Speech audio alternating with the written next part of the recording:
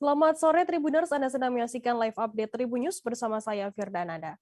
Sore ini kan kami sajikan informasi terkini dan menarik untuk Anda yang dilaporkan secara langsung oleh reporter kami di lapangan. Dan inilah live update selengkapnya. Kita ke berita pertama, saudara. Kebakaran melanda kompleks relokasi Pasar Johar, Kota Semarang pada Rabu 2 Februari 2022 malam. Si jago merah meludeskan ratusan kios pedagang di sana. Api diduga muncul dari sebuah kios di Blok F yang kemudian menjalar dan membakar seluruh Blok F dan Blok E. Pemerintah Kota Semarang mengerahkan seluruh mobil pemadam kebakaran untuk memadamkan api di Pasar Johar, relokasi kawasan Masjid Agung, Jawa Tengah. Informasi lebih lengkapnya akan disampaikan oleh rekan jurnalis kami dari Tribun Jateng.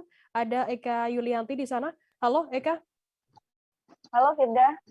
Ya, Eka, bisa Anda informasikan bagaimana saat ini kondisi Pasar Johar relokasi pasca adanya kebakaran tersebut? Ya Firda, tadi malam, Rabu malam, tepatnya pukul 18.30, Pasar Johar relokasi yang berada di Masjid Agung Jawa Tengah sendiri mengalami kebakaran yang cukup besar. Untuk saat ini sendiri kondisinya cukup ramai, sejumlah kendaraan sendiri keluar masuk karena pedagang maupun masyarakat, pedagang yang masih mendatangi lokasi untuk membersihkan ataupun mengambil barang-barang yang masih bisa diselamatkan, sedangkan masyarakat juga banyak masyarakat yang masih menonton, ada pula yang masyarakat yang berbelanja begitu. Kemudian petugas Dinas Kebakaran Kota Semarang juga masih standby di lokasi kejadian, mengingat masih ada kebulan-kebulan asap di beberapa titik yang perlu dilakukan pendinginan karena cukup membahayakan jika tidak segera ditangani. Dan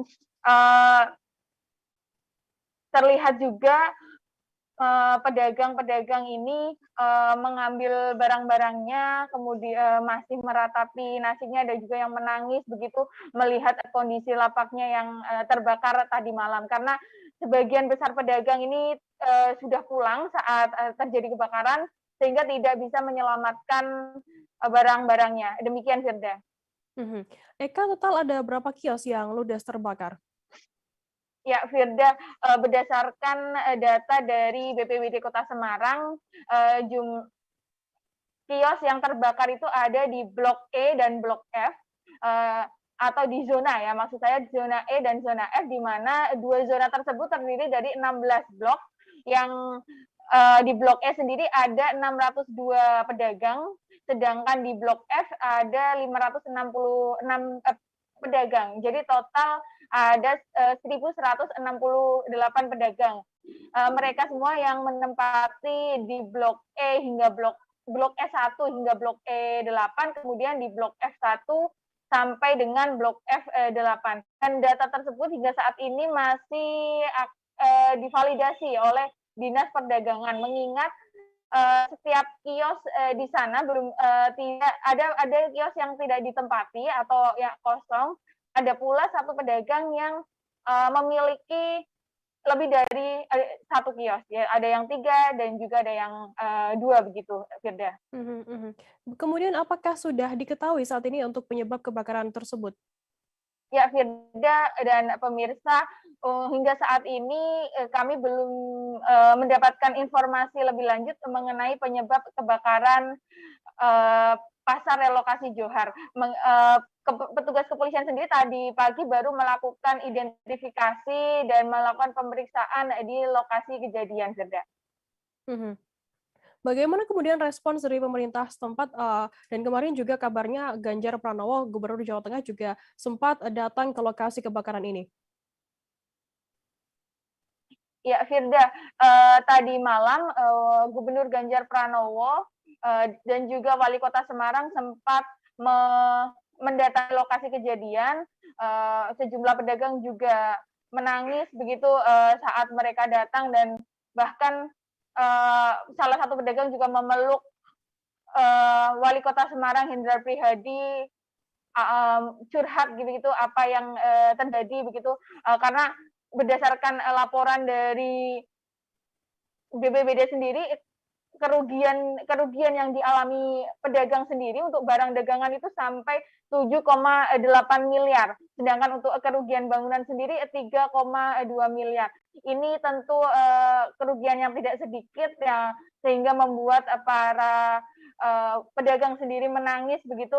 Dan pemerintah Kota Semarang sendiri tadi pagi sudah melakukan rapat koordinasi bersama dengan pihak-pihak terkait untuk melakukan penanganan pasca bencana, satu diantaranya dengan menyiapkan tempat relokasi baru bagi para pedagang yang menjadi korban kebakaran. Dan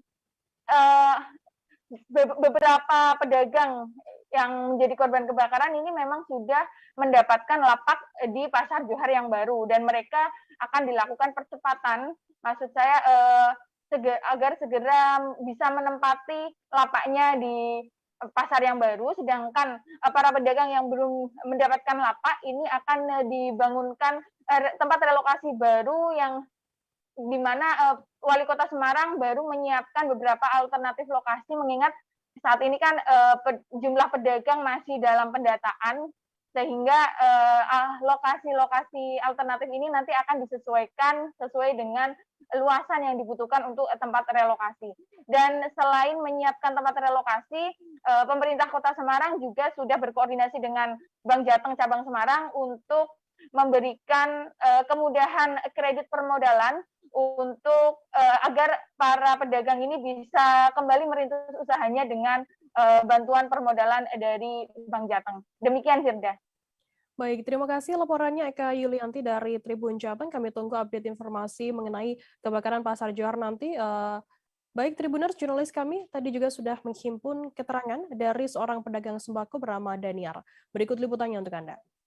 Dia kan pandai berhitungan ke sana, nanti kan jadi api pasti larinya ke sini. Takkanlah ada sebab kayak gini, kan tidak ada apa-apa. Ya kan, orang kemarin dinas saja baru pindahan, baru 2 hari 3 hari kemarin, kenapa sekarang terbakar? Apa perpisahannya harus seperti ini? Ya kan? Berarti, apa mau diulang kayak kemarin lagi? Berarti posisinya Bapak ada di rumah ya Pak? Nggak ada di sini ya? Baru masuk di rumah, nunggu buka puasa. Sebelum buka puasa udah ada telepon katanya ada kebakaran di Blok F4. Ya udah kita kesini lagi.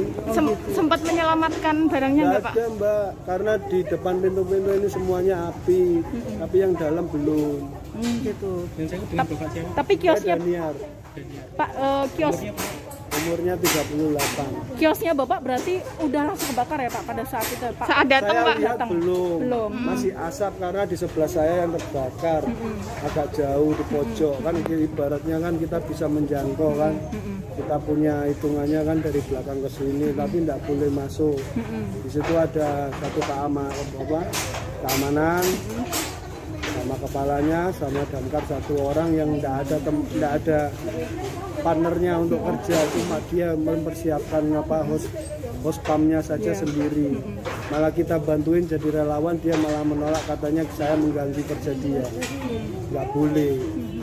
Maksudnya apa? Kan kita ini kan namanya manusia kan harusnya kan bantu kan, apalagi itu barang kita kan. Padam jam berapa Pak? Padamnya kurang lebih itu jam 2 pagi ya. Bapak nunggu di sini. Fix-nya mungkin subuh. Karena kita subuh di sini, aku jam 4 masih di sini. Bapak di sini sampai jam berapa semalam? Jam 6 sampai subuh. Sampai subuh di sini. Jam 4 kurang seperempat. Gitu. Viral di media sosial, video menampilkan Direktur Utama Perumda Pasar Niaga Kertaraharja, Kabupaten Tangerang, Saifun Nurmazah, tengah memamerkan uang pecahan Rp100.000 di atas piring. Dalam rekaman video berdurasi 14 detik tersebut, Saifun Nur yang berbaju batik berwarna hijau terlihat memegang sendok dan garpu. Kemudian ia memindahkan uang gepokan dalam pecahan Rp100.000 yang berserakan di atas meja ke dalam piring. Informasi lebih lengkapnya akan disampaikan oleh rekan jurnalis kami dari Tribun Jakarta, ada Ega Alfreda di sana. Halo, Ega. Ya, sore Firda. Ega, bisa Anda informasikan apa pembelaan dan alasan Saifun Nur sendiri mengunggah video kontroversi tersebut? Baik, dapat diinformasikan bahwa Saifun Nur sendiri dulunya sempat menjabat sebagai Dirut atau Direktur Utama PD Pasar Kabupaten Tangerang.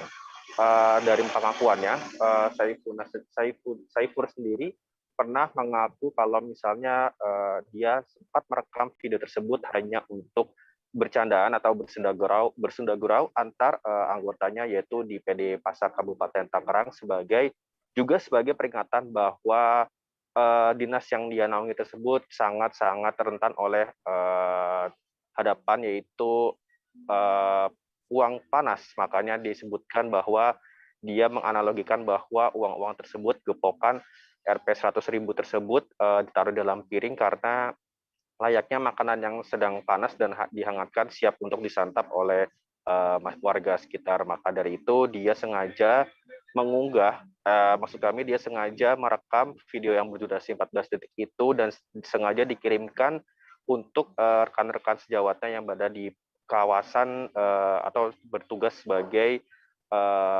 ASN yang bergerak di PD Pasar Kabupaten Tangerang. Namun entah kenapa video tersebut tiba-tiba viral dan diunggah melalui akun TikTok yang memang namanya masih berupa digit dan juga angka-angka yang belum ada namanya tersebut, dan ketika video tersebut viral di media sosial dan langsung diunggah oleh beberapa akun media sosial di Kabupaten Tangerang dan menuai banyak sekali kontroversi karena dianggap tidak prihatin dan sangat tidak manusiawi di tengah pandemi COVID-19 ini, di mana pejabat Kabupaten Tangerang justru memamerkan kekayaannya. Begitu, Firda.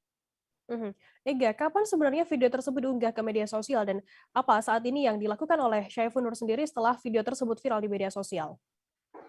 Baik, dapat informasikan kalau Saiful ini mengaku bahwa video tersebut ia sengaja rekam pada tahun 2020, pada tepatnya bulan April. Namun kenyataannya video tersebut telah viral dan telah diunggah beberapa waktu lalu, dan dia mengaku bahwa ia tidak tahu alasan dan siapa yang aslinya mengunggah video tersebut sehingga dirinya sekarang terpaksa atau secara sukarela harus mundur dari jabatannya sebagai Direktur Utama PD Pasar Kabupaten Tangerang. Begitu, Firda.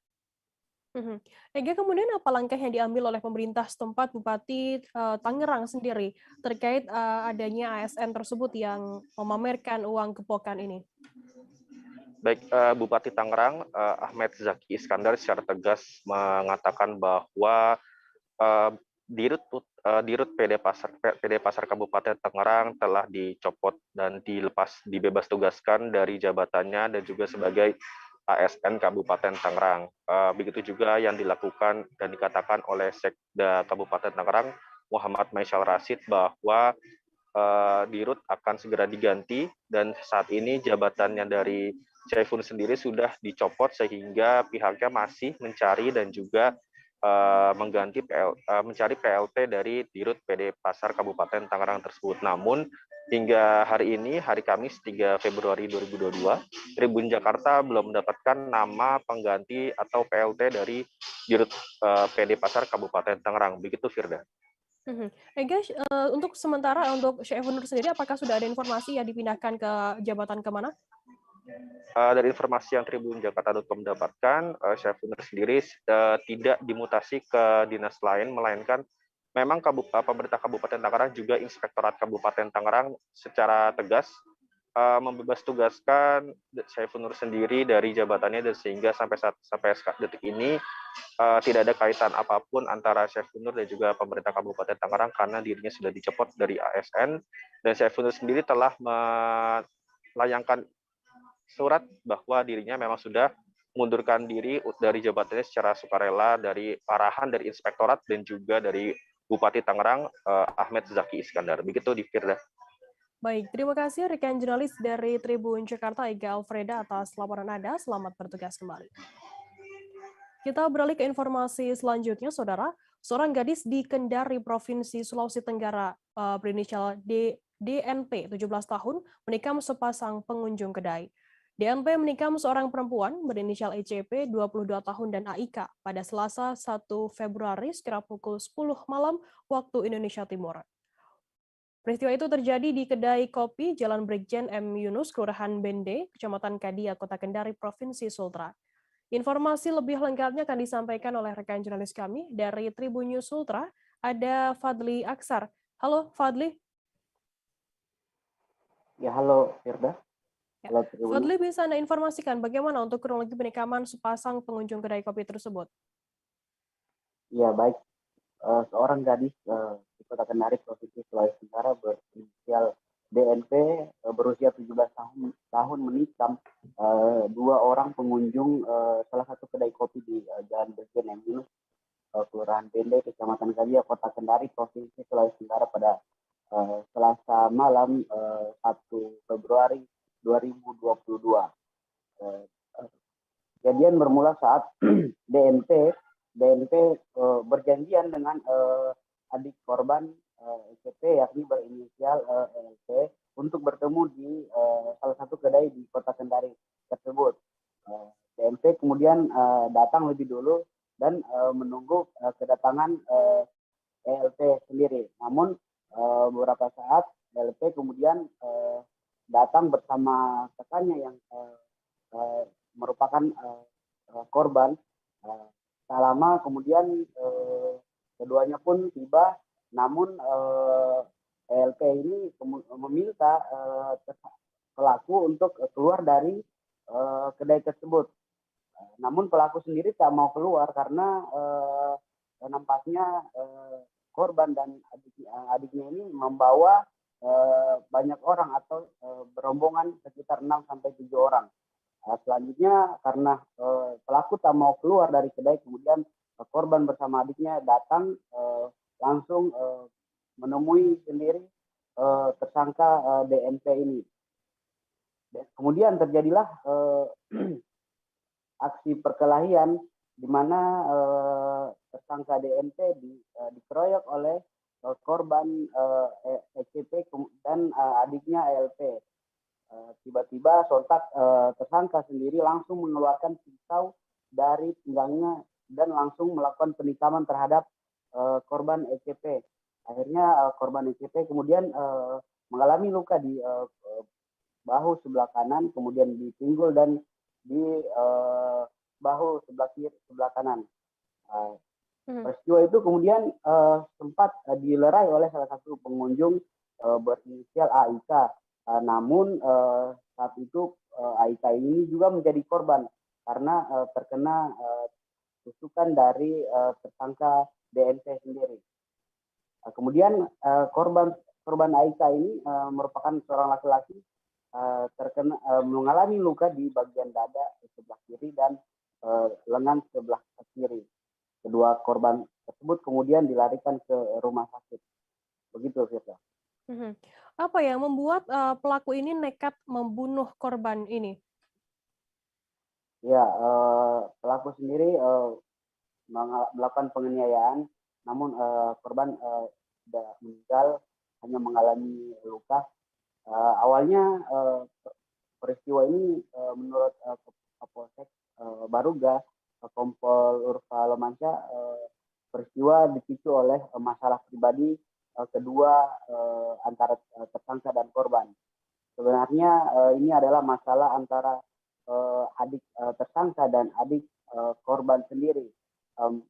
Masalahnya adalah saling bully atau saling ejek di media sosial sehingga mereka berupaya untuk mempertanyakan masalah itu dan meminta bertemu di sebuah kedai kopi. Namun masalah kunjung selesai sehingga terjadi aksi perkelahian itu. Begitu sih, Pak. Bagaimana untuk saat ini perkembangan dari pihak penyelidikan pihak kepolisian sendiri? Ya baik, setelah peristiwa penikaman itu kemudian polisi datang langsung melakukan menangkap atau mengamankan tersangka DNP di kedai kopi tersebut. Setelah mengamankan, polisi kemudian melakukan interogasi dan melakukan olah tempat kejadian perkara. Polisi juga memasang garis tanda larangan atau garis polisi untuk mengamankan lokasi kejadian. Kemudian tersangka DNP kemudian dibawa atau digelandang ke Mapolsek Baruga untuk dimintai keterangan lebih lanjut. Namun DNP sendiri kabar yang saya himpun bahwa dia kemudian melakukan pelaporan balik terhadap dua pelaku korban penikaman yakni ECP dan ELP, karena dirinya dan orang tua tersangka sendiri tidak terima dianiaya dan dikeroyok oleh kakak beradik tersebut.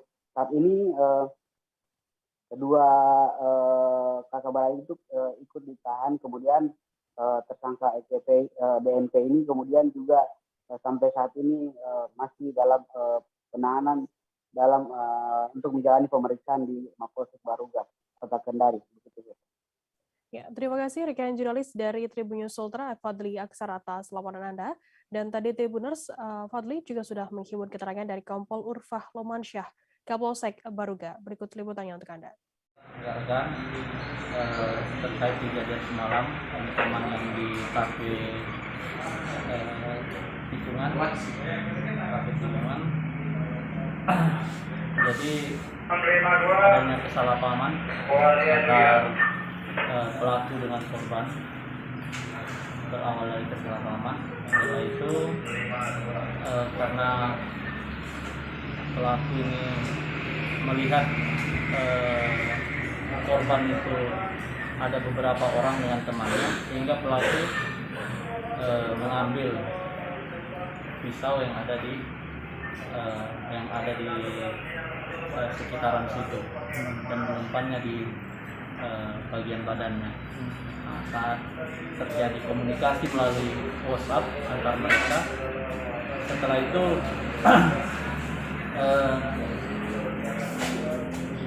pelaku didatangi oleh para korban berdua. Saat itu pelaku dipukul karena pelaku merasa terancam, makanya pelaku mengeluarkan pisau sehingga mengenai salah satu korban. Nah, di sana juga ada seorang korban juga yang berada di TKP mencoba melerai sehingga dia terkena juga pisau korban. Ini korbannya ada berapa, Bang? Korbannya ada 2. Oh, 2. Nah, untuk penikaman korbannya ada 2. Untuk pelakunya sendiri, Bang? Perempuan, laki-laki? Perempuan. Motifnya kemudian apa sebenarnya? Gimana? Motif penikaman. Motifnya miskomunikasi saja, mungkin ada permasalahan pribadi antar mereka. Di TKP itu komandan mereka janjian mau ketemu atau kebetulan bertemu saja di sana? Sudah janjian mau bertemu terkait permasalahan yang perselisihan antar mereka. Ya, untuk Edarkan sabu di ibu kota Kepulauan Riau, pengawal pribadi atau Walpri Gubernur Kepri, Ansar Ahmad ditangkap. Tersangka berinisial ARG, 32 tahun, merupakan anggota aktif dari Polri. Oknum Polri ARG ditangkap bersama 2 tersangka lainnya, yakni 1 security dan 1 lagi merupakan warga sipil. Keseluruhan barang bukti yang diamankan dari 3 tersangka seberat 6,7 kg sabu. Informasi lebih lengkapnya akan disampaikan oleh rekan jurnalis kami dari Tribun Batam, ada Beres Lumban Tobing di sana. Halo, Beres.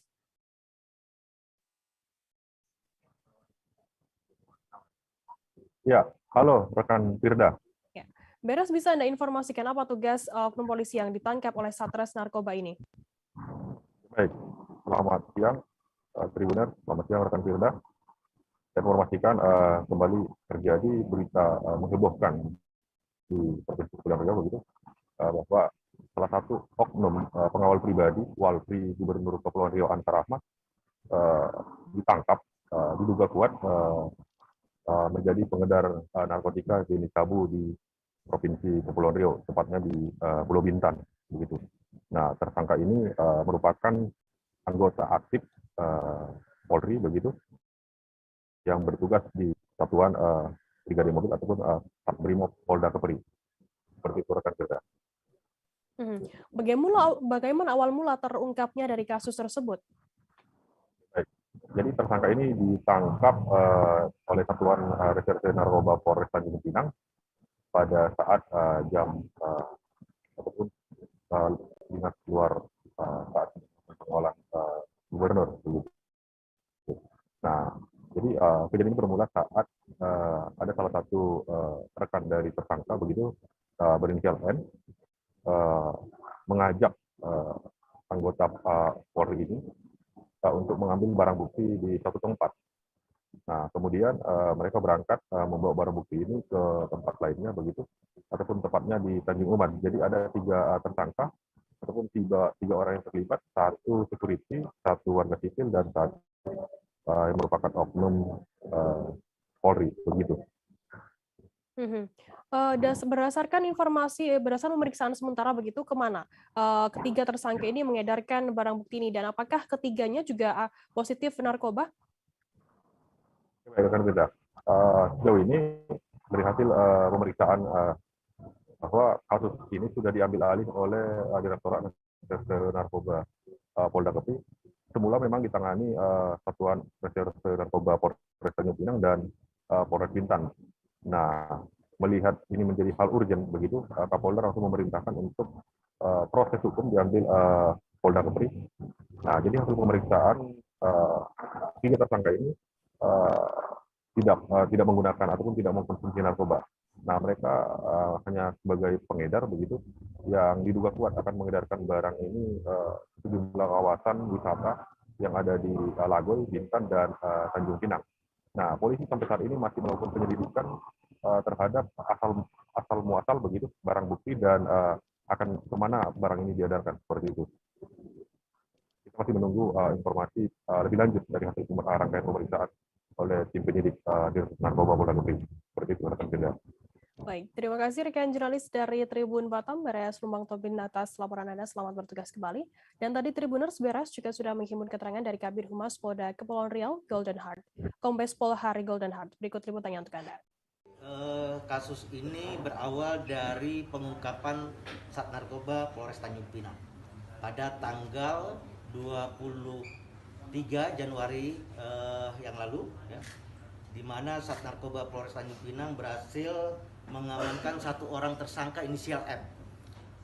Bersama tersangka inisial M ini juga ikut diamankan narkotika jenis sabu seberat 1,6 kg.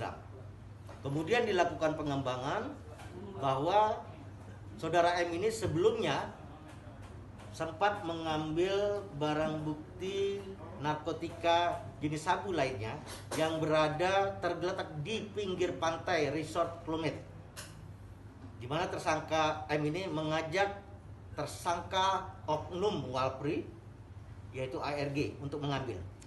Kedua tersangka ini dengan menggunakan kendaraan milik oknum Walpri ARG ini mengambil barang bukti narkotika yang tergeletak di pinggir pantai Resort Plumet.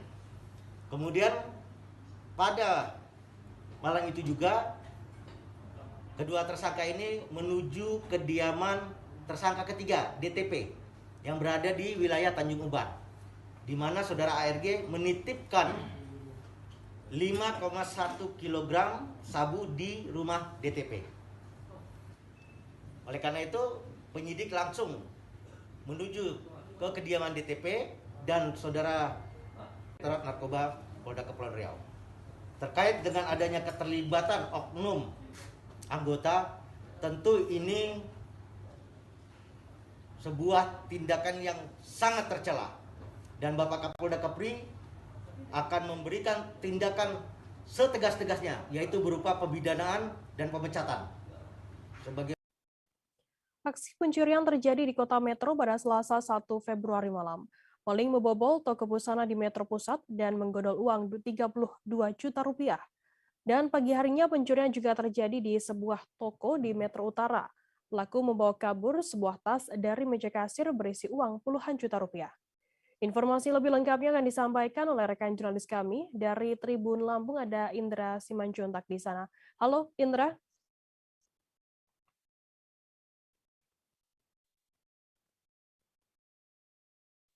Halo rekan Indra. Ya, sore Firda. Ya. Indra, bisa Anda informasikan bagaimana kronologi pencurian uang 32 juta rupiah di toko busana di Metro Pusat ini? Ya, baik Firda dan Tribunnews, dari informasi yang kami terima di tempat kejadian perkara atau TKP, aksi pencurian di toko busana milik Haji Joni yang terletak di Jalan Imam Bonjol, Metro Pusat, Kota Metro ini terjadi antara Selasa malam hingga Rabu dini hari kemarin, atau tepatnya antara pukul 21 hingga 2 dini hari waktu Indonesia Barat, Firda. Nah, dari keterangan korban atau laporan kepada kepolisian, uang yang dicuri itu senilai 32 juta dari dalam laci kasir toko busana. Demikian, Firda. Kemudian bagaimana juga kronologi pencurian di toko lain yang di hari yang sama, apa saja yang hilang? Ya, betul sekali. Jadi selain aksi pencurian di Metro Pusat, aksi pencurian juga terjadi di Metro Utara, tepatnya di toko milik Astuti di Jalan Dr. Sutomo itu pada pagi harinya sekitar pukul 9 waktu Indonesia Barat.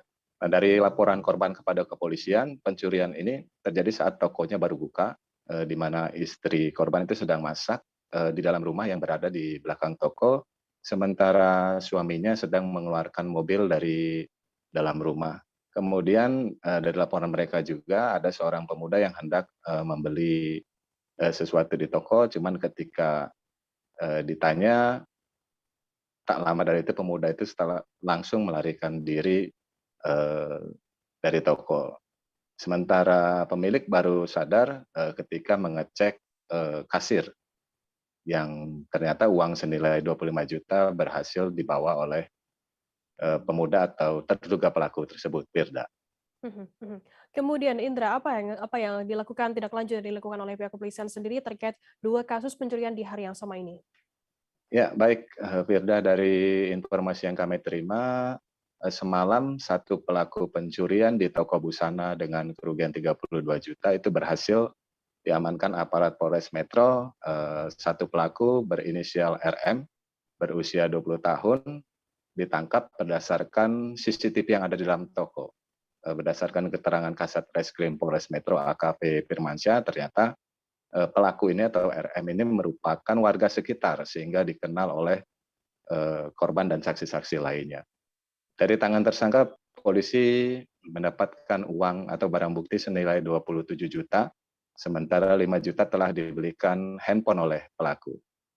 Sementara untuk pencurian di Metro Utara atau di toko milik Astuti sampai saat ini masih dalam penyelidikan oleh aparat kepolisian. Demikian, Firda. Baik, terima kasih rekan jurnalis dari Tribun Lampung, Indra Simanjuntak atas laporan Anda. Selamat bertugas kembali. Tribuners, kita akan jeda sejenak, tetaplah di Live Update. Oke, apa kabar Bang Aris di sini untuk strateginya? Kalau saya sendiri di Gimik 37 ini yang semalam baru mulai, saya udah pasti. Sebenarnya aku nggak ngerasa itu penangkapan atau penggerebegan atau apapun itu. Karena gitu, posisinya aku kriteria. Jadi kita mengenal disebut dengan stroke yang tidak berdarah dengan stroke yang berdarah. Stroke yang tidak berdarah itu biasanya ditandai dengan adanya penyumbatan. Kalau itu terjadi di sini mungkin pikirnya tidak ke situ kali ya. Tapi kalau di Korea atau di Kamboja itu ada beberapa paper yang saya itu Mas, ya, dulunya tukang koran. Oh gitu ya. Tukang koran. Ya, saya baca itu Pak. Tuh kan pernah baca kan? Ya. Jadi kalau saya jadi pangdam itu udah bersyukur banget. Si anak ini dijadikan sebagai tersangka begitu. Ya, kalau ini kita bicara yang di luar kasus Sebongombo ya. Dengan nama hujan shower, di mana terdapat batas jelas antara daerah hujan dan tidak hujan yang biasanya terjadi pada fase awal mature stage atau tahap berbahaya itu Kang. Jadi mulai artinya terjadinya perlembekan. Nah itu untuk penetrasi akan sulit. Gitu ya. Dok, saya ini menurut saya memang tidak mudah, bukan urusan tanah diambil. Kalau misalnya Amerika Serikat sekarang, Rasulullah mengatakan dalam sebuah hadis bahwa berpuasa di 6 hari Syawal itu. Oke, apa kabar Bang Aris di sini untuk strateginya? Kalau saya sendiri di Gimik 37 ini yang semalam baru mulai, saya udah pasti. Sebenarnya aku nggak ngerasa itu penangkapan atau penggerebegan atau apapun itu. Karena gitu, posisinya kriteria. Jadi kita mengenal disebut dengan stroke yang tidak berdarah dengan stroke yang berdarah. Stroke yang tidak berdarah itu biasanya ditandai dengan adanya penyumbatan. Kalau itu terjadi di sini mungkin pikirnya tidak ke situ kali ya. Tapi kalau di Korea atau di Kamboja itu ada beberapa paper yang saya itu Mas, ya, dulunya tukang koran. Oh gitu ya. Tukang koran. Ya, saya baca itu Pak. Tuh kan pernah baca kan? Ya. Jadi kalau saya jadi pangdam itu udah bersyukur banget. Si anak ini dijadikan sebagai tersangka begitu. Ya, kalau ini kita bicara yang di luar kasus Sebongombo ya. Dikenal dengan nama hujan shower, di mana terdapat batas jelas antara daerah hujan dan tidak hujan yang biasanya terjadi pada fase awal mature stage atau tahap Berbahaya dewasa. itu Kang. Jadi mulai artinya terjadinya perlembekan. Nah itu untuk penetrasi akan sulit. Gitu ya. Dok, saya ini menurut saya memang tidak mudah, bukan urusan tanah diambil. Kalau misalnya Amerika Serikat sekarang, Rasulullah mengatakan dalam sebuah hadis bahwa berpuasa di 6 hari Syawal itu. Oke, apa kabar Bang Arifki di sini untuk strateginya? Kalau saya sendiri di game week 37 ini yang semalam baru mulai, Apa yang saya dirasakan udah Kak Fernita? Sebenarnya aku nggak ngerasain penangkapan atau penggerebekan atau apapun itu, karena gini loh, posisinya aku Kriteria. Jadi kita mengenal disebut dengan stroke yang tidak berdarah dengan stroke yang berdarah. Stroke yang tidak berdarah itu biasanya ditandai dengan adanya penyumbatan. Kalau itu terjadi di sini mungkin pikirnya tidak ke situ kali ya, tapi kalau di Korea atau di Kamboja itu ada beberapa paper yang Saya itu Mas, dulunya tukang koran. Oh gitu ya. Tukang koran. Ya, saya baca itu Pak. Tuh kan pernah baca kan? Jadi kalau saya jadi pangdam itu udah bersyukur banget. Si anak ini dijadikan sebagai tersangka begitu. Ya, kalau ini kita bicara yang di luar kasus Sebongombo ya. Dikenal dengan nama hujan shower, di mana terdapat batas jelas antara daerah hujan dan tidak hujan yang biasanya terjadi pada fase awal mature stage atau tahap Berbahaya dewasa. itu Kang. Jadi mulai artinya terjadinya perlembekan. Nah itu untuk penetrasi akan sulit. Gitu ya. Dok, saya ini menurut saya memang tidak mudah, bukan urusan tanah diambil. Kalau misalnya Amerika Serikat sekarang, Rasulullah mengatakan dalam sebuah hadis bahwa berpuasa di 6 hari Syawal itu. Terima kasih Anda masih bersama kami di Live Update. Kita beralih ke informasi selanjutnya, Saudara. Sebuah jembatan gantung yang dibangun oleh Yayasan Darut Tauhid Peduli Bersama Yayasan Bakri Amanah di Desa Baru, Kecamatan Batu Benawa, Kabupaten Hulu Sungai Tengah, Kalimantan Selatan, masih berdiri kokoh meski wilayah tersebut dilanda banjir. Jembatan yang diberi nama Merah Putih atau Jembatan Aagim tersebut luput dari banjir karena pembangunannya sudah memperhitungkan ketinggian air sungai maksimal. Informasi lebih lengkapnya akan disampaikan oleh rekan jurnalis kami dari Banjarmasin Pos, ada Hanani di sana. Halo Hanani. Halo, selamat sore Firda. Hanani, bisa Anda informasikan kapan jembatan Aagim tersebut dibangun dan apa yang melatar belakangi pembangunan jembatan gantung tersebut? Baik, selamat sore Firda, selamat sore Tribuners. Banjir besar kedua pada 28 November 2021 yang lalu tuh kembali merusak jembatan di sejumlah desa di wilayah Kecamatan Batu Benawa dan Hantakan, Kabupaten Hulu Sungai Tengah. Namun jembatan gantung yang dibangun oleh Yayasan Darut Tauhid Peduli Bersama Yayasan Bakri Amanah di Desa Baru, Kecamatan Batu Benawa, Kabupaten Hulu Sungai Tengah, Kalimantan Selatan itu masih berdiri kokoh. Jembatan yang diberi nama Jembatan Merah Putih itu atau biasa disebut warga setempat dengan Jembatan Aagim dibangun selama Agustus 2021 dan diresmikan pada 18 Agustus 2021. Resmian dilakukan oleh Kiai Haji Abdullah Gimnastiar atau Aagim yang hadir pada saat itu secara virtual bersama pihak Yayasan Bakri Amanah yang juga support pembangunan jembatan tersebut. Saat itu peresmian juga dilakukan oleh Wakil Bupati Hulu Sungai Tengah Haji Mansa Sabri disaksikan masyarakat setempat. Demikian, Firda. Mengapa jembatan gantung Merah Putih ini masih bisa berdiri kokoh saat Sungai Benawa di desa tersebut berkali-kali meluap hingga terjadi banjir? Baik, jembatan tersebut luput dari banjir karena pembangunannya sudah memperhitungkan ketinggian air sungai maksimal. Jadi saat air meluap dan saat itu menyebabkan banjir bandang pertama pada Januari 2021 yang lalu, seluruh infrastruktur jembatan di sejumlah desa termasuk Desa Baru ini rusak. Sebagai antisipasi, jembatan yang dibangun santri serbaguna atau satguna dari Yayasan Darut Tauhid bersama masyarakat tersebut dibuat lebih tinggi sekitar 1,5 meter dari ketinggian saat banjir bandang. Adapun panjang jembatan sendiri itu sekitar 100 meter dengan lebar 120 cm. Firda. Kemudian apa sebenarnya pentingnya jembatan tersebut bagi masyarakat di Desa Baru ini? Baik, jembatan Gantung Merah Putih menghubungkan Desa Baru, Kecamatan Batu Benawa dengan Desa Batu Tunggal, Kecamatan Hantakan, di mana warga desa tersebut memiliki kebun karet dan tiap hari itu menyadap karet melewati jembatan Merah Putih tadi, termasuk lokasi lahan bercocok tanam mereka yang menurut Kepala Seksi Kesra atau Kesejahteraan Rakyat Desa Baru, Toto Martoni, yang saya wawancarai beberapa waktu lalu, berlokasi di Desa Batu Tunggal. Jadi keberadaan jembatan yang dibangun Agim dan Bakri Amanah tersebut sangat bermanfaat bagi masyarakat yang menggantungkan sumber kehidupan mata pencarian mereka dari menyadap karet, berkebun cabai, dan bercocok tanam padi. Demikian, Firda. Baik, terima kasih rekan jurnalis dari Banjarmasin Post, Hanani, atas laporan Anda. Dan tadi Tribuners, Hanani juga sudah menghimpun keterangan dari Toto Martoni, Kasih Kesra Desa Baru, Kecamatan Batu Benawa. Berikut liputannya untuk Anda. Dulu, Pian aparat desa sebagai apa? Sebagai Kasih Kesra Desa Baru. Kasih Kesejahteraan Desa Baru Waki lah. Iya. Kecamatan Batu Benawa, Kabupaten Hulu Sungai Tengah, Kalimantan Selatan. Sangat membantu, Bu. Artinya kami sebagai aparat desa serta mewakili masyarakat Desa Baru dan desa yang lainnya yang ikut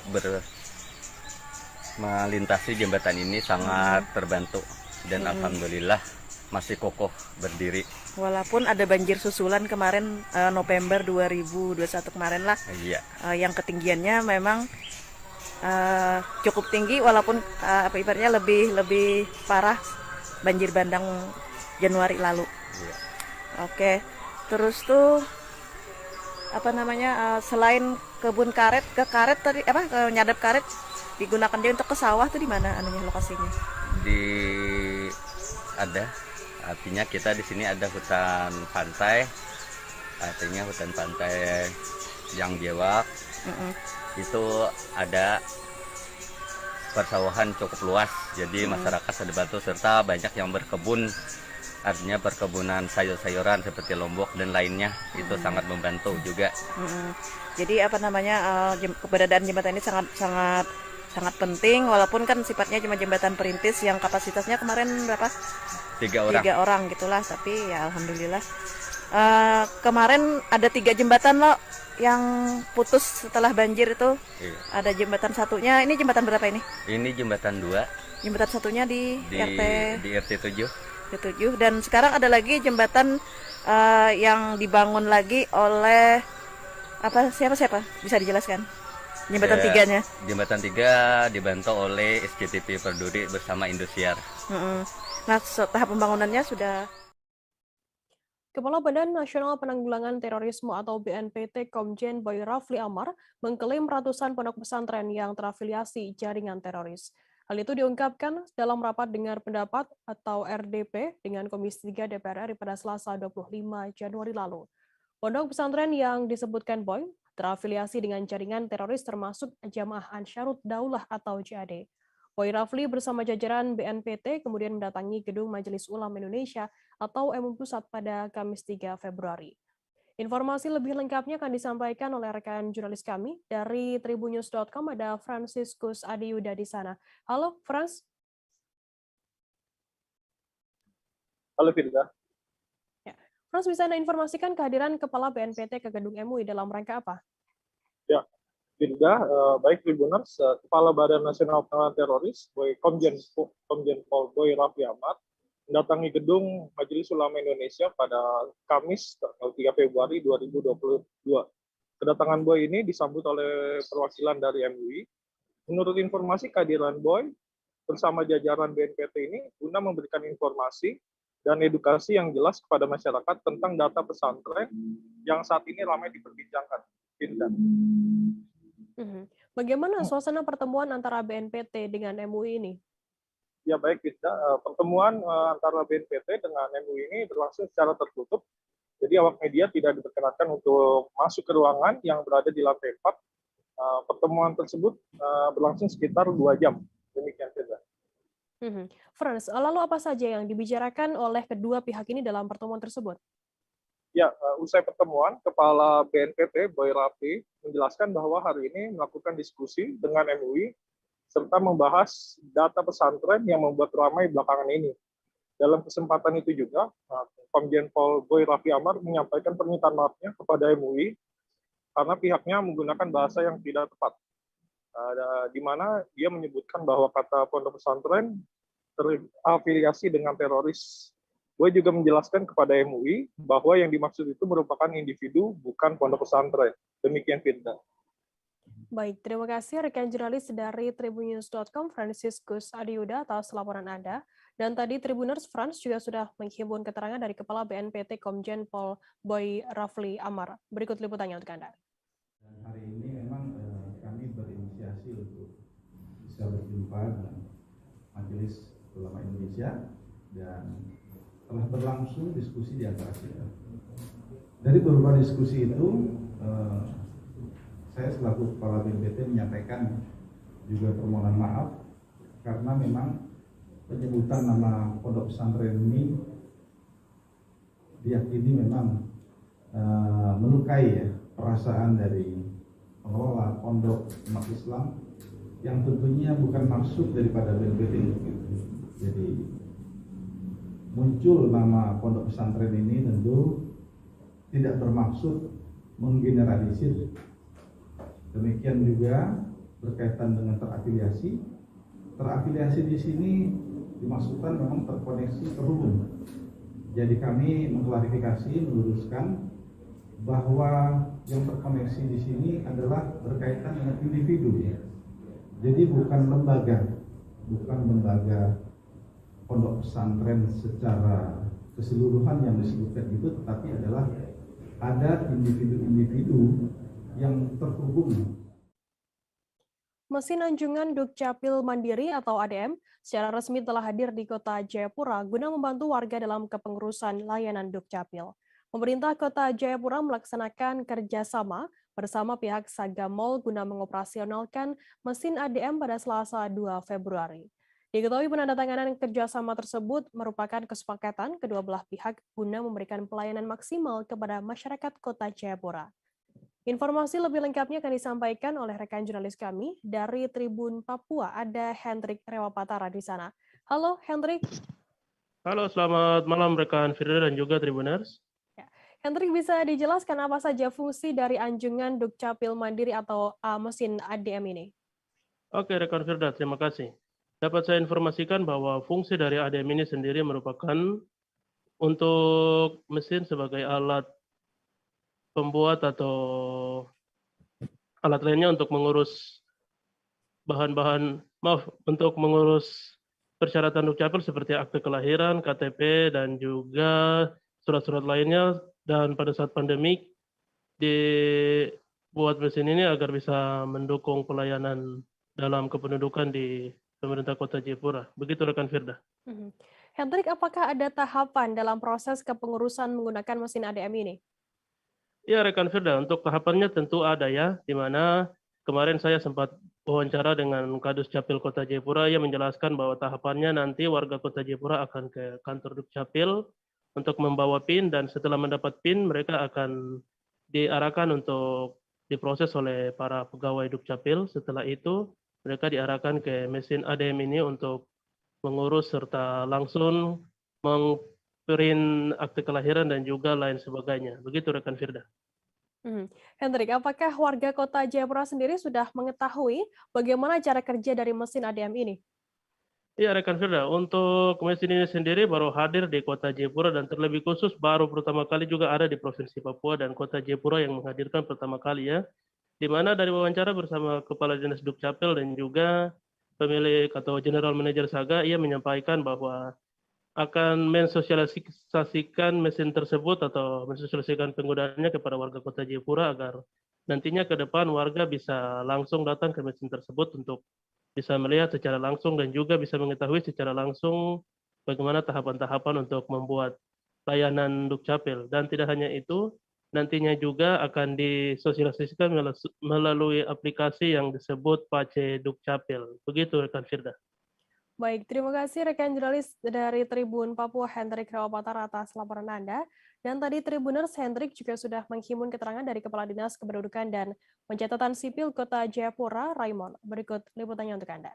Bahwa Wali Kota telah meluncurkan atau meresmikan beroperasinya mesin anjungan Dukcapil Mandiri Kota Jayapura.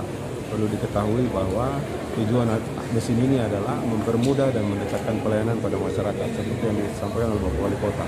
Jadi nanti warga bisa mengurus cukup melalui aplikasi online itu Pace Dukcapil, tidak perlu datang ke Dukcapil. Setelah itu masyarakat akan menerima PIN atau QR code. Itu yang dibawa ke sini langsung ke mesin ADM untuk dipakai untuk masuk dan memilih menu sesuai dengan dokumen yang diurusnya dan melakukan pencetakan di sini. Setelah itu langsung dibawa pulang. Seperti itu saja dan langsung selesai. Sehingga menolong masyarakat tidak perlu jauh-jauh ke Dukcapil untuk mengambil.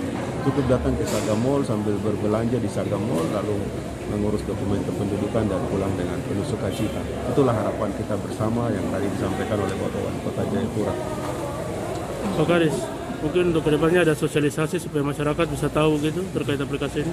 Tentu setelah ini akan dipublikasikan secara luas dengan berbagai cara. Terutama kami sangat memohon dukungan teman-teman wartawan, pers untuk ikut membantu apa yang dilakukan ini untuk menurunkan kemudahan bagi rakyat ini. Kita sama-sama saling membantu mempublikasikan. Baik pihak Sagamol sendiri berjanji akan mempublikasikan, pemerintah kota pun demikian. Sebagai bagian dari kerjasama ini, maka setiap kita mensosialisasikan ADM pasti kita akan menyebut di Sagamol, Jayapura. Sehingga kedua belah pihak bekerjasama dan sudah bersepakat untuk meningkatkan pelayanan.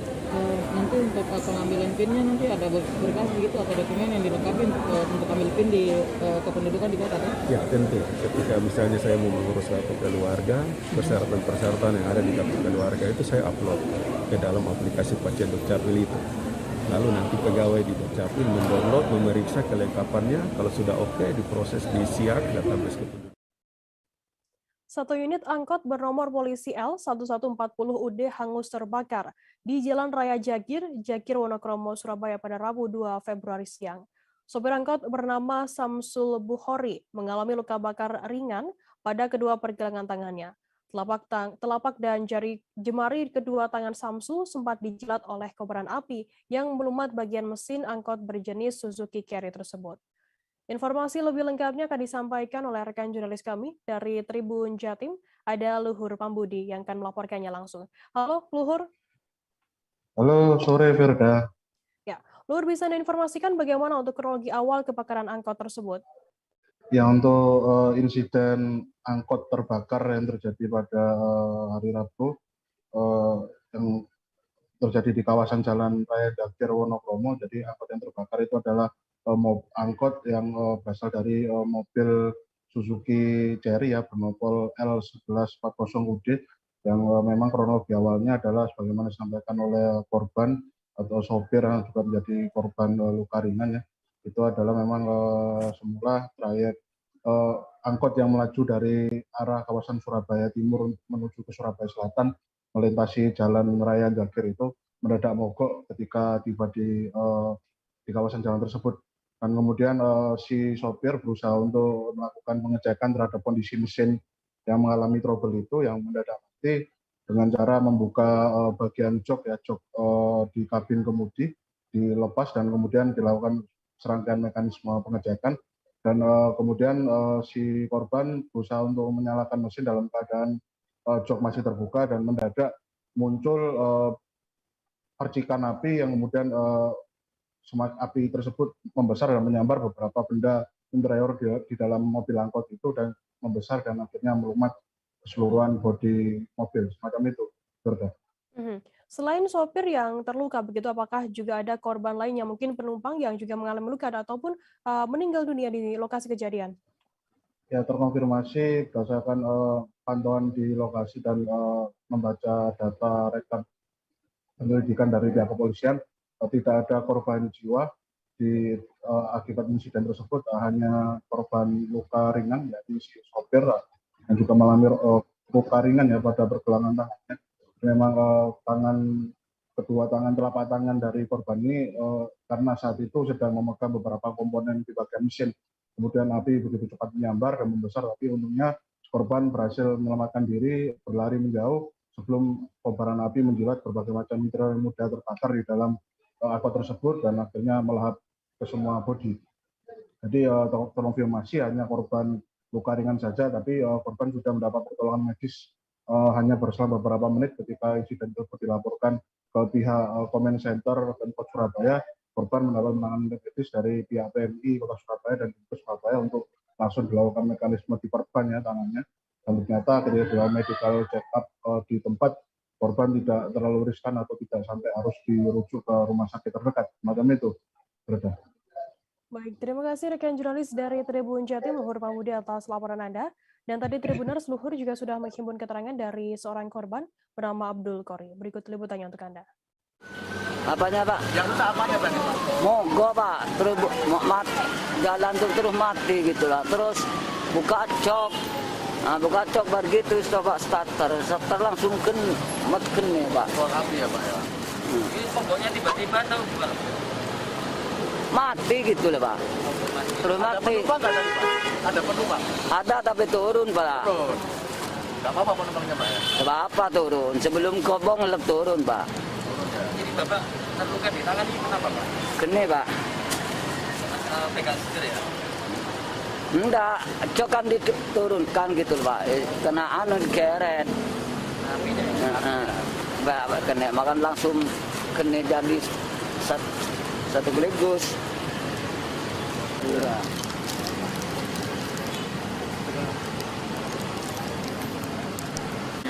Ya, kiri.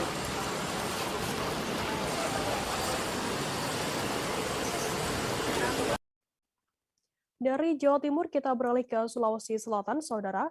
Seorang balita terkena anak panah saat diajak tantenya membeli minyak pada Selasa 1 Februari sore. Lokasinya di salah satu toko yang tidak jauh dari rumahnya, yakni di Jalan Galangan Kapal, Kecamatan Talo, Makassar, Sulawesi Selatan. Terduga pelaku diperkirakan berjumlah 5 hingga 6 orang. Informasi lebih lengkapnya akan disampaikan oleh rekan jurnalis kami dari Tribun Timur. Ada Muslimin Emba di sana. Halo Emba. Ya, halo Firda. Emba bisa Anda informasikan seperti apa kronologi awal kejadian tersebut?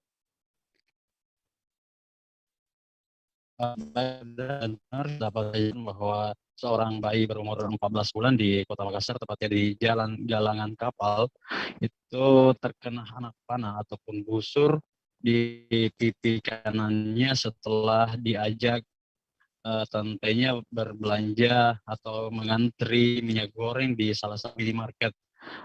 Saat itu kejadian berlangsung sore hari. Sang tante yang sementara antri tidak sadar, ponakan gendong ini atas nama Habib Nur Magomeda, dan kemudian baru mengetahui setelah sang ponakan ini menangis kesakitan begitu. Firda. Mbak, bagaimana kondisi terkini dari bayi tersebut yang terkena anak panah ini? Ya, Firda, untuk kondisi terakhir saat saya jumpai Rabu kemarin itu sang anak atau si Habib ini sudah tampak bermain dengan teman sebayanya dan sudah tidak terlihat merasa sakit lagi. Namun perlu diketahui luka jahitan akibat anak panah ini nanti selain operasi ringan begitu. Apakah saat ini sudah dari pihak sudah ya, Mbak, apakah saat ini para pelaku sudah diamankan oleh pihak kepolisian? Halo, rekan Mbak? Ya, kurang 24 jam. Iya, Firda. Ya, silakan dilanjutkan, Mbak. Ya, kurang dari 24 jam kemarin, tepatnya subuh dini hari itu sekitar sekitar 6 orang yang terduga pelaku diamankan satu bikal dan sudah di kawasan galangan kapal tersebut. Pelaku ini gitu, Firda. Oke, baik. Terima kasih rekan jurnalis dari Tribun Timur, Muslimin Emba atas laporan Anda. Selamat bertugas kembali. Tribuners, selesai jeda kami akan kembali dengan informasi menarik lainnya. Tetaplah di Live Update. Oke, apa kabar Bang Ariski di sini untuk strateginya? Kalau saya sendiri di Jumip 37 ini yang semalam baru mulai, saya udah sebenarnya aku nggak ngerasa itu penangkapan atau penggerebegan atau apapun itu, karena gitu posisinya aku kriteria. Jadi kita mengenal disebut dengan stroke yang tidak berdarah dengan stroke yang berdarah. Stroke yang tidak berdarah itu biasanya ditandai dengan adanya penyumbatan. Kalau itu terjadi di sini mungkin pikirnya tidak ke situ kali ya, tapi kalau di Korea atau di Kamboja itu ada beberapa paper yang saya itu mas, ya dulunya tukang koran. Oh gitu ya. Tukang koran. Ya saya baca itu Pak. Tuh kan pernah baca kan? Jadi kalau saya jadi tanggam itu udah bersyukur banget. Si anak ini dijadikan sebagai tersangka begitu. Ya kalau ini kita bicara yang di luar kasus Sebongombo ya. Dengan nama hujan shower, di mana terdapat batas jelas antara daerah hujan dan tidak hujan yang biasanya terjadi pada fase awal mature stage atau tahap berbahaya itu Kang. Jadi mulai artinya terjadinya perlembekan. Nah itu untuk penetrasi akan sulit gitu ya. Dok, saya ini menurut saya memang tidak mudah, bukan urusan tanah diambil. Kalau misalnya Amerika Serikat sekarang, Rasulullah mengatakan dalam sebuah hadis bahwa berpuasa di 6 hari Syawal itu. Oke, apa kabar Bang Ariski di sini untuk strateginya? Kalau saya sendiri di Jumip 37 ini yang semalam baru mulai, saya udah sebenarnya aku nggak ngerasa itu penangkapan atau penggerebegan atau apapun itu, karena gitu posisinya aku kriteria. Jadi kita mengenal disebut dengan stroke yang tidak berdarah dengan stroke yang berdarah. Stroke yang tidak berdarah itu biasanya ditandai dengan adanya penyumbatan. Kalau itu terjadi di sini mungkin pikirnya tidak ke situ kali ya, tapi kalau di Korea atau di Kamboja itu ada beberapa paper yang saya itu mas, ya dulunya tukang koran. Oh gitu ya. Tukang koran. Ya saya baca itu Pak. Tuh kan pernah baca kan? Jadi kalau saya jadi tanggam itu udah bersyukur banget. Si anak ini dijadikan sebagai tersangka begitu. Ya kalau ini kita bicara yang di luar kasus Sebongombo ya. Dengan nama hujan shower, di mana terdapat batas jelas antara daerah hujan dan tidak hujan yang biasanya terjadi pada fase awal mature stage atau tahap berbahaya itu Kang. Jadi mulai artinya terjadinya perlembekan. Nah itu untuk penetrasi akan sulit gitu ya. Dok, saya ini menurut saya memang tidak mudah, bukan urusan tanah diambil. Kalau misalnya Amerika Serikat sekarang, Rasulullah mengatakan dalam sebuah hadis bahwa berpuasa di 6 hari Syawal itu. Oke, apa kabar Bang Ariski di sini untuk strateginya? Kalau saya sendiri di Jumip 37 ini yang semalam baru mulai, saya udah sebenarnya aku nggak ngerasa itu penangkapan atau penggerebegan atau apapun itu, karena gitu posisinya aku kriteria. Jadi kita mengenal disebut dengan stroke yang tidak berdarah dengan stroke yang berdarah. Stroke yang tidak berdarah itu biasanya ditandai dengan adanya penyumbatan. Kalau itu terjadi di sini mungkin pikirnya tidak ke situ kali ya, tapi kalau di Korea atau di Kamboja itu ada beberapa paper yang saya itu mas, ya dulunya tukang koran. Oh gitu ya. Tukang koran. Ya saya baca itu Pak. Tuh kan pernah baca kan? Jadi kalau saya jadi tanggam itu udah bersyukur banget. Si anak ini dijadikan sebagai tersangka begitu. Ya kalau Terima kasih Anda masih bersama kami di Live Update. Kita beralih ke informasi selanjutnya, Saudara. Kisruh penarikan pesawat Susi Air dari hanggar di Bandara Kolonel R.A. Besing ditanggapi pemerintah daerah Kabupaten Malinau. Persoalan tersebut berawal dari keributan video viral diduga Susi Air diusir dari hanggar Bandara Malinau. Peristiwa yang terjadi pada pagi hari Rabu 2 Februari viral setelah dibagikan sendiri oleh pemilik maskapai Susi Pujiastuti melalui akun media sosialnya. Informasi lebih lengkapnya akan disampaikan oleh rekan jurnalis kami dari Tribun Kaltara, ada Muhammad Supri di sana. Halo Supri. Halo rekan Firda. Ya. Supri, bisa Anda informasikan bagaimana kronologi penarikan pesawat di Bandara Kolonel R.A. Besing Malinau ini? Baik rekan Firda dan Tribuners, selamat sore. Pada saat upaya penarikan pesawat milik maskapai penerbangan Susi Air di Kabupaten Malinau sebelumnya pada hari kemarin, hari Rabu 2 Februari 2022 sempat heboh karena dibagikan sendiri, dan sampai saat ini pun masih tampaknya masih berlanjut. Susi Pujiastuti masih tidak terima dengan perlakuan dari pemerintah Kabupaten Malinau yang dia nilainya secara paksa mengusir pesawat maskapai penerbangan Susi Air dari hanggar Bandara Kolonel R.A. Besing Kabupaten Malinau. Perlu kami sampaikan bahwa hanggar ini merupakan bangunan atau aset milik pemerintah daerah, yang dimana kontrak sewa menyewa di sebelumnya pada tahun 2021 telah ditandatangani oleh pemerintah Kabupaten Malinau dan penyewa dalam hal ini maskapai penerbangan Susi Air di Kabupaten Malinau. Untuk kronologinya sendiri, pada saat kemarin sebelum video viral yang dibagikan langsung oleh pemiliknya Susi Pujiastuti atau ex mantan Menteri Kelautan dan Perikanan RI ini sebelumnya tampak di Bandara Kolonel R.A. Besing telah bersiaga pada pagi hari sekitar pukul 9 pagi, di mana terdapat personel Satpol PP, puluhan personel Satpol PP dan belasan personel Dinas Perhubungan Kabupaten Malinau bersiaga di depan Bandara Kolonel R.A. Besing. Sebelumnya, sebelum peristiwa penarikan pesawat dari hanggar tersebut, peristiwa ini dipicu oleh habisnya masa kontrak Susi Air di hanggar milik Pemda Kabupaten Malinau tersebut.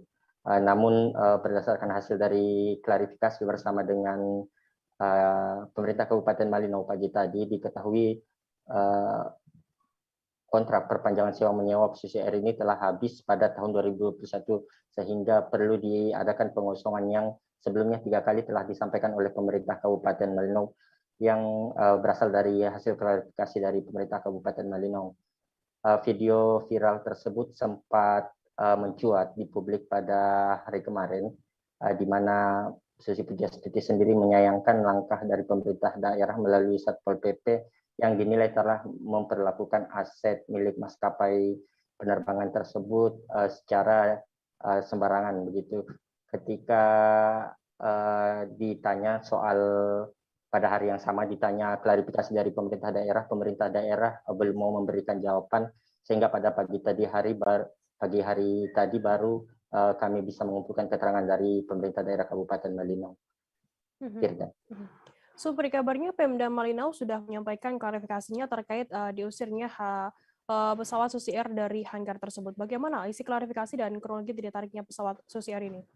Baik, rekan Firda, pagi tadi atau tepatnya siang tadi di kantor Bupati Malinau, pemerintah daerah Kabupaten Malinau telah menggelar jumpa pers terkait dengan klarifikasi video viral dugaan pengusiran maskapai penerbangan Susi Air dari hanggar Kabupaten Malinau.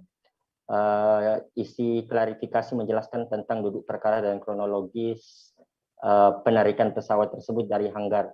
Berdasarkan keterangan yang kami peroleh dari pihak pemerintah daerah, dalam hal ini disampaikan langsung oleh Sekretaris Daerah Kabupaten Malinau mewakili pihak pemerintah Kabupaten Malinau, menjelaskan bahwa kontrak penyewaan hanggar milik pemerintah daerah itu dilakukan per tahun, per masa kontrak 1 Januari hingga 31 Desember tahun berjalan. Dalam hal ini kontrak sewa menyewa antara Susi Air dan pemerintah Kabupaten Malinau telah habis masa pada 31 Desember 2021 yang lalu. pada konferensi pers juga dijelaskan oleh Sekretaris Daerah Kabupaten Malinau, versi dari pernyataan pemerintah daerah Kabupaten Malinau bahwa pemerintah daerah Kabupaten Malinau telah melayangkan surat pemberitahuan 3 kali sebelum upaya penarikan paksa pesawat Susi Air dari hanggar Kabupaten Malinau, hanggar Kolonel R. Abesing Malinau dilaksanakan. Untuk kronologisnya sendiri juga dijelaskan bahwa pada 9 Desember 2021 lalu, pemerintah daerah Kabupaten Malinau telah menyampaikan pemberitahuan bahwa pemerintah daerah Kabupaten Malinau tidak lagi memperpanjang kontrak Susi Air terhadap hanggar tersebut. Kemudian surat tersebut ditanggapi oleh maskapai Susi Air melalui Dinas Perhubungan pada tanggal 3 Januari. Dinas Perhubungan melihat tidak ada langkah pengosongan dari maskapai sendiri untuk mengosongkan hanggar tersebut. Kemudian pada tanggal 3 Januari, Dinas Perhubungan Kabupaten Malinau kembali melayangkan surat pemberitahuan kepada Susi Air untuk segera mengosongkan hanggar bandara. Namun sehingga waktu yang telah ditentukan tidak juga di perintah tersebut dilakukan oleh Susi Air. Kemudian pada Dinas Perhubungan Kabupaten Malinau kembali mengirimkan surat pemberitahuan kepada Susi Air pada tanggal 10 Januari 2022 lalu untuk segera mengosongkan hanggar tersebut. Salah satu yang menjadi dasar kenapa pemerintah daerah Kabupaten Malinau melayangkan surat tersebut karena Susi Air tidak lagi akan ditetapkan sebagai penyewa di hanggar tersebut karena ada maskapai baru yang dinilai lebih kapabel untuk mengisi hanggar yang telah membayar biaya retribusi kepada pemerintah daerah Kabupaten Malinau. Kemudian berselang beberapa hari kemudian kembali pemerintah daerah Kabupaten Malinau melayangkan ultimatum atau surat peringatan ketiga berisi tentang akan dilakukan upaya penarikan paksa pesawat ketika tidak diadakan pengosongan untuk hanggar bandara tersebut. Dan juga tidak ada kegiatan pengosongan dari penyewa, dalam hal ini pihak Susi Air, maka pada tanggal 2 hari Rabu tanggal 2 kemarin diadakanlah pengosongan oleh Satuan Pemerintah Daerah Kabupaten Malinau melalui Satuan Polisi Pamong Praja. Firda. Baik, terima kasih rekan jurnalis dari Tribun Kaltara Muhammad Supri atas laporan Anda. Dan dari Tribuners, Supri juga sudah menghimpun keterangan dari Ernest Silvanus, Sekretaris Daerah Kabupaten Malinau. Berikut liputannya untuk Anda. Milik pemerintah daerah. Berdasarkan surat yang telah masuk pada pemerintah daerah beberapa waktu tahun 2021 permohonan terhadap hanggar pesawat. Jadi selain Susi, ada pihak maskapai lainnya juga mengajukan kepada pihak pemerintah daerah untuk bisa menggunakan hanggar pesawat pemerintah daerah. Dan salah satunya Susi mengajukan itu per tanggal 15 November 2021 untuk perpanjangan kontrak sewa. Dan perlu kami jelaskan bahwa kontrak sewa hanggar pesawat ini tahunan. Jadi setiap tahun yang berlaku mulai 1 Januari sampai dengan 31 Desember. Dan pemerintah daerah bisa memberi atau dapat memberikan kepada sepihak manapun juga yang dianggap memenuhi ketentuan atau kriteria terhadap penyewaan hanggar pesawat. Yang kedua, perlu kami sampaikan, mungkin kalau kita membaca klausul salah satu perjanjian, di pasal tentang berakhirnya perjanjian, pasal 9 ayat 1. Perjanjian ini bisa berakhir dengan catatan A. Apabila tidak diperpanjang lagi setelah berakhirnya masa berlaku perjanjian.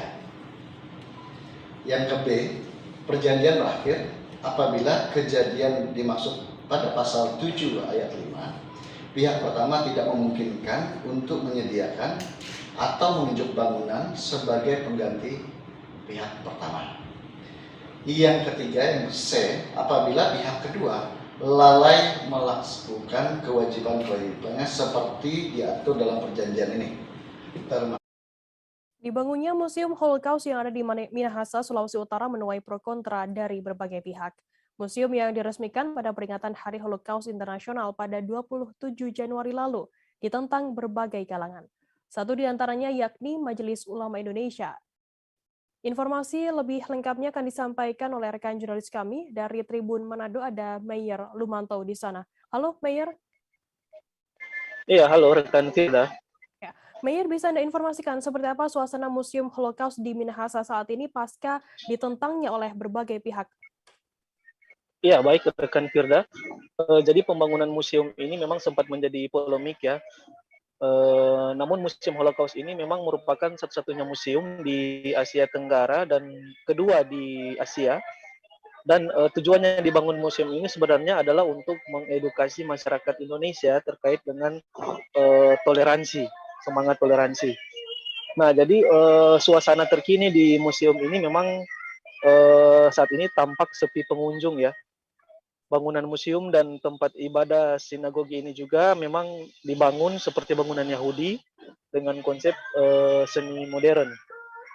Nah, situasi di sana memang jika dilihat ada 3 bangunan yang dibangun, yakni tempat ibadah sinagoge Yahudi, kemudian di sebelahnya ada bangunan kecil dan di sebelahnya lagi terdapat Museum Holocaust, yakni di sebelah kiri ya. Nah, di dalam museum ini sendiri memang terdapat foto-foto bersejarah tentang peristiwa Perang Dunia kala itu. Namun dari gambar-gambar yang terlihat memang ini lebih ditekankan, maksud saya museum ini memang lebih ditekankan terhadap kemanusiaan ya, aspek-aspek kemanusiaan dan keadilan dari gambar-gambar yang dipajangkan di dalam museum ini. Begitu rekan. Sejak diresmikan pada Januari lalu, apakah sudah ada warga yang berkunjung ke Museum Holocaust ini? Iya, memang sejauh ini hanya yang datang ke sini memang belum ada warga yang datang karena memang baru diresmikan dan memang belum dibuka secara umum ya. Namun sejak tadi memang sudah mulai dibuka secara umum dan ada beberapa warga yang sudah datang untuk melihat langsung Museum Holocaust ini.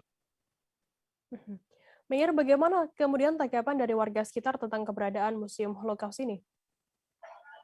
Iya, jadi warga sekitar khususnya di Tondano, Kabupaten Minahasa, memang tidak mempermasalahkan adanya bangunan dari Museum Holocaust ini sebagaimana yang dipolemikan selama ini ya.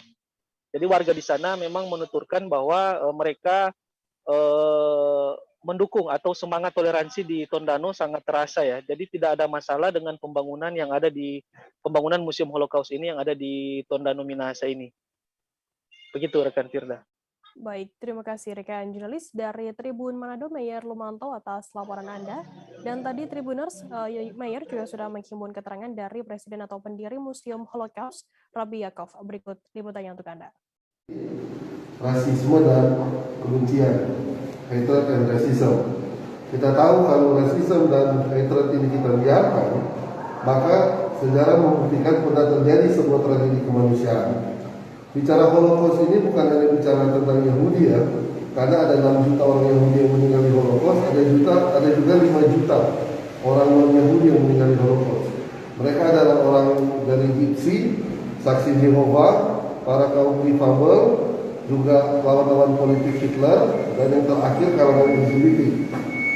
Jadi dengan adanya Museum Holocaust, kita ingin memberi pesan bahwa segala macam hatred atau rasisme itu kepada pihak manapun, etnis manapun itu tidak dibenarkan. Kita belajar bagaimana orang harus bisa menerima perbedaan pandangan politik dengan menerima kaum difabel. Jadi menerima segala hal yang bisa menunjukkan kepada kita bahwa kita belajar dari peristiwa tragedi kemanusiaan ini. Jadi ini murni dari kami, ini murni dari kalangan Yahudi di Indonesia, tidak ada bantuan dari pihak manapun, apalagi pihak asing. Jadi ini sekaligus untuk mengklarifikasi tentang pertanyaan-pertanyaan yang muncul di luar. Terima kasih.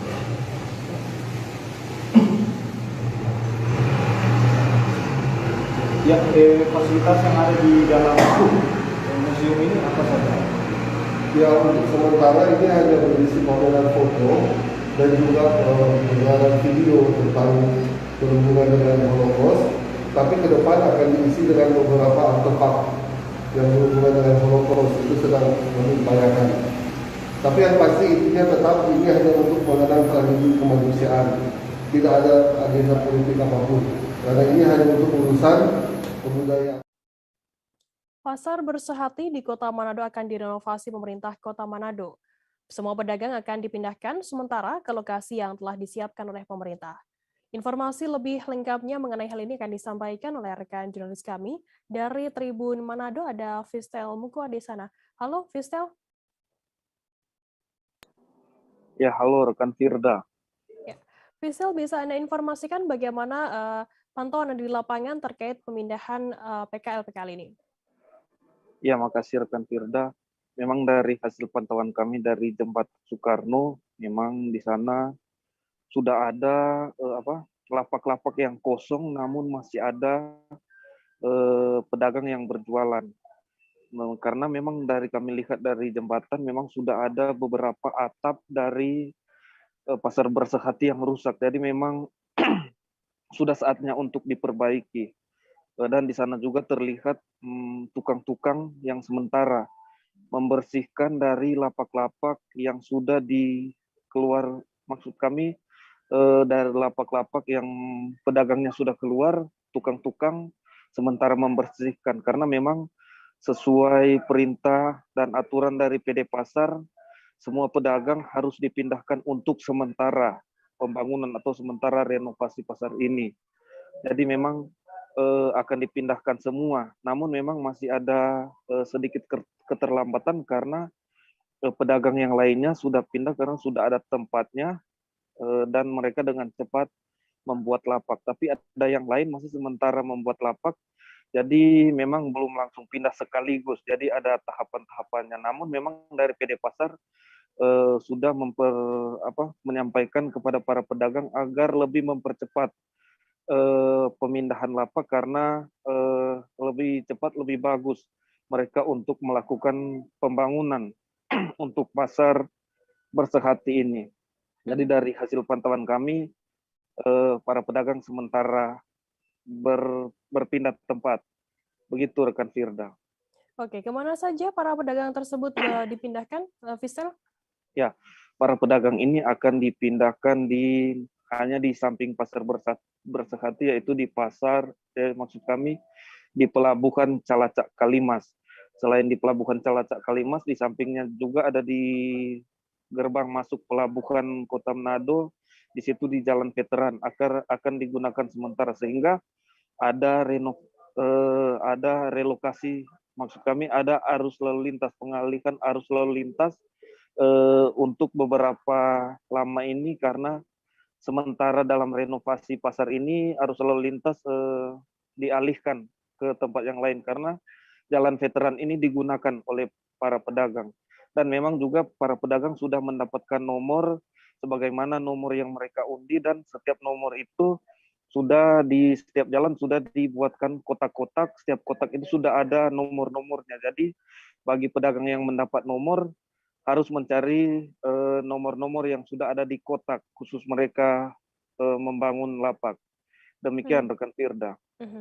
Fistel, apa tanggapan dari warga sekitar dengan adanya renovasi Pasar Bersehati ini? Ya, dari para pengunjung dan juga pedagang memang mereka harapkan dengan adanya pembangunan ini Pasar Bersehati akan lebih baik lagi ke depan. Apalagi memang sesuai informasi yang kami dapat dari pemerintah, Pasar Bersehati ini akan dibangun pasar ekowisata. Jadi memang akan bersaing dengan pasar-pasar retail atau swalayan lainnya.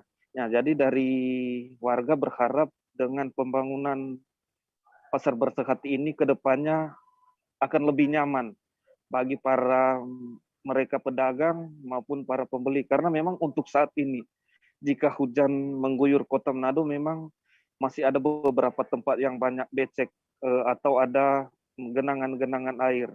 Untuk itu warga berharap ke depannya pasar Manado ini akan menjadi pasar yang bisa bersaing dengan retail lainnya.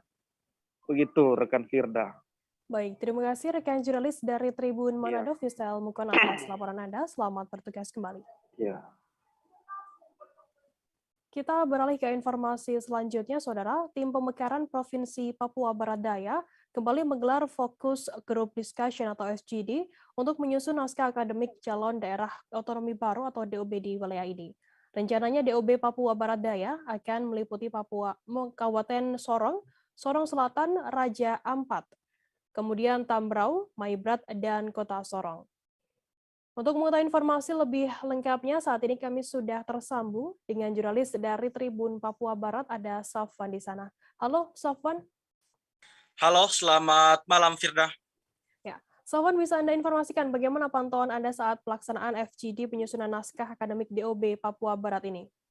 Ya, Firda dan juga Tribuners dimanapun Anda berada, hari ini dapat saya kabarkan dari Kota Sorong, Papua Barat, bahwa sejak pagi tadi, tim pemekaran Provinsi Papua Barat Daya dan juga sejumlah tim penyusun dokumen naskah akademik calon Provinsi Papua Barat Daya telah melakukan pertemuan dengan sejumlah pihak, baik tokoh masyarakat, tokoh agama, dan juga tokoh perempuan serta tokoh pemuda di Kota Sorong. Sebelumnya tim tersebut telah melakukan pertemuan di sejumlah daerah di wilayah Sorong Raya terkait dengan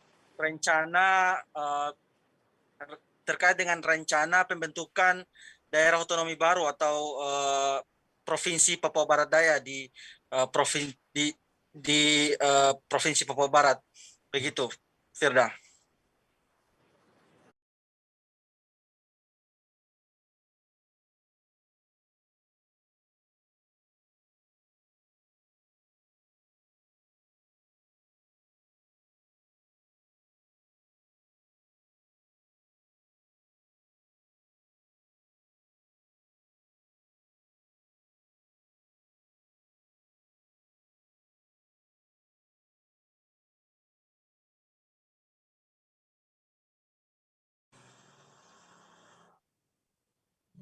Oke, Safwan. Rencananya daerah mana saja yang akan masuk ke dalam DOB Papua Barat Daya ini? Ya, berdasarkan informasi yang kami peroleh dari hasil pertemuan tersebut, rencananya ada sejumlah daerah yang akan masuk dalam DOB Provinsi Papua Barat Daya, yakni Kabupaten Sorong, Kabupaten Sorong Selatan, Tambrau, Raja Ampat, Maibrat, dan juga Kota Sorong yang rencananya akan masuk di rencana DOB Provinsi Papua Barat Daya nantinya, begitu. Sudah berapa persentase kesiapan dari tim pemekaran dalam menyiapkan persyaratan untuk menjadi DOB ini? Iya, tadi sempat saya mewawancarai Ketua Tim Pemekaran Daerah Otonomi Baru Provinsi Papua Barat Daya, yakni Lambert Jitmau. Beliau menyampaikan bahwa sampai saat ini tim pemekaran Provinsi Papua Barat Daya telah merangkumkan sejumlah persyaratan sekitar kurang lebih 99%, sehingga beliau optimis agar Provinsi Papua Barat Daya ini bisa masuk dalam salah satu di antara provinsi yang ada di tanah Papua yang akan dimekarkan menjadi provinsi daerah otonomi baru, begitu, Firda. Baik, terima kasih rekan jurnalis dari Tribun Papua Barat, Safwan, atas laporan Anda. Dan tadi Tribuner Safwan juga sudah menghimpun keterangan dari Ketua Tim Pemekaran Papua Barat Daya Lambert Jitmau dan juga Gabriel Lele, Ketua Tim Gugus Papua UGM. Berikut liputannya untuk Anda. Perjuangan bukan hari ini, tapi perjuangan sudah 9 tahun yang lalu. Kalau Papua Barat Daya belum terbentuk, kita berjuang terus. Bukan saya, tapi generasi muda tetap akan lanjutkan terus. Tapi saya sangat yakin dan optimis bahwa provinsi ini harus sekali. Semua persyaratan kita penuhi. Tapi tidak terlepas dari itu semua harus akan ketemu. Papua Barat Daya harus hadir. Semua kita siapkan. Tidak ada yang kurang. Kalau ada kurang-kurang sedikit, tapi nanti kita akan melengkapi kurang itu menjadi sempurna. Itu aja. Membangun Papua tidak cukup. Membangun Papua paling sedikit 6 sampai 7 supaya yang kehadiran provinsi itu bisa mampu menjaga pelayanan di tanah Papua, memperpendek kendali pelayanan pemerintahan dan lain-lain. Yang diharapkan adalah masyarakat itu bisa terurus dengan baik. Tapi kalau dengan kondisi 2 provinsi yang ada, kita tetap kayak bonsai seperti yang ini. Bapak, waktu ini sampai bulan Mei ini kira-kira kata sarung bagaimana? Jadi ini kita berdoa supaya berjalan supaya kalau di bulan Mei itu Papua Daya bisa dipetakan. Tapi kalau sekiranya tidak, berarti kita tunggu 20 tahun mendatang lagi. Karena ini ada kaitan dengan revisi undang-undang otsus gitu. Itu yang orang tidak paham. Ya, kan provinsi ini hari ini siapa yang membutuhkan? Untuk masyarakat, kesejahteraan masyarakat. Kita mengharapkan provinsi saja tidak. Apa maksudnya provinsi Papua Barat tidak. Kita selama ini dengan provinsi Papua Barat yang ada setengah matinya itu kamanya ngemis. Padahal penentu kemenangan di Sorong Daya. Akan merumuskan sampai pada namanya usulan rancangan undang-undang. Yang menyusun rancangan undang-undang adalah pemerintah, tapi tim kajian punya ruang untuk mengajukan ya usulan rancangan undang-undang yang poin-poinnya itu persis kami harapkan bisa menampung semua aspirasi tadi. Dan setelah itu bulan April Maret tergantung masa sidangnya DPR itu akan dilakukan pembahasan, dan sebagaimana tadi disampaikan oleh Pak Wali Kota, secara politik pemerintah pusat menargetkan bulan Mei itu sudah disahkan. Bapak, ada pertanyaan dari tim yang lain bahwa apakah provinsi ini hadir atau Undang-Undang 32 nih? Oke. Provinsi untuk undang-undang provinsi itu ada ruang pertemuan. Satu memang titik tolaknya dari undang-undang otsus, ya. Tetapi juga ada aspek-aspek yang sifatnya simetris namanya, itu mengacu pada undang-undang 32. Tapi warna terbesarnya adalah undang-undang otsus. Karena terkait dengan kajian apa yang menjadi titik kajian ya, kelayakan ini? Kota ini seperti apa nanti? Oke, untuk sekali lagi saya katakan untuk provinsi itu menggunakan pendekatan kebutuhan. Tapi untuk ibu kota menggunakan pendekatan kelayakan. Aspek topografinya, aspek kebencanaan, aspek lingkungan semua diperhitungkan. Tetapi juga harus kita lihat aspek sosiologis antropologisnya.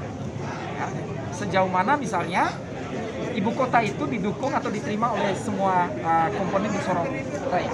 Ya, tentu saja penentuan ibu kota ada aspek yang sifatnya manajerial, jangan sampai kemudian meletakkan di titik yang keliru sehingga membuat daerah-daerah paling tidak terutama ya Tambrau dan Sorong Selatan itu kesulitan. Kita berharap ada di titik tengah. Nah, titik tengahnya itu ada di mana? Itu ada kajian tersendiri. Belum bisa kita tentukan. Bahwa dari hasil dokumen dan lain-lain syarat-syarat itu kota untuk Papua Barat Daya sendiri. Sejak diberlakukannya vaksinasi bagi anak usia 6 hingga 11 tahun di Kabupaten Aceh Tengah pada 6 Januari hingga 1 Februari 2022, saat ini sudah ada sebanyak 1.500 anak yang disuntik vaksin COVID-19. Kapolres Aceh Tengah, AKBP Nur Rahman Nur Hakim mengatakan, Polres Aceh Tengah bekerjasama dengan pemerintah daerah melalui Dinas Kesehatan dan Dinas Pendidikan terus memaju angka vaksinasi untuk anak usia 6 hingga 11 tahun di kabupaten setempat. Informasi lebih lengkapnya akan disampaikan oleh rekan jurnalis kami dari Serambi News Indonesia, ada Budi Patria di sana. Halo, Budi. Halo, Firda. Halo, Kak Firda. Budi, bisa Anda informasikan berapa target vaksinasi untuk anak